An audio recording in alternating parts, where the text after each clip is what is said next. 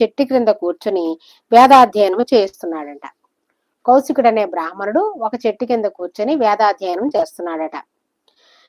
ఆ వృక్షాగ్రమందున్న ఒక కొంగ అతనిపై రెట్ట వేసిందట.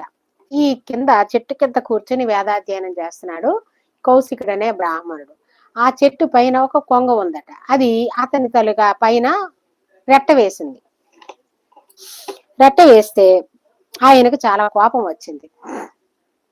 బ్రాహ్మణుడికి శమధమం ఉంటేనే బ్రాహ్మణుడు. ఇందాకే మనం చెప్పుకున్నాం. కోపం రాకూడదు. ఎంత శాంతంగా ఉండాలో అంత శాంతంగా ఉండాలి. కోపం వచ్చింది. ఎర్రబడిన కన్నులతో తలనెత్తి ఆ బకము వంక చూచినాడు. బాగా కోపగించి ఎర్రబడిన కన్నులతో, బకము అంటే కొంగ, కొంగ వైపు చూశారు. అంతే, ఆయన చూచినదే తడవుగా ఆ కొంగ మరణించి నేలకు రాలేదు. ఆయన చూసి చూడగాన ఆ కొంగ చచ్చిపోయి టప్పని చచ్చిపోయి నేల పడిపోయింది. బుగ్గి అయిపోయింది ఆ కొంగ.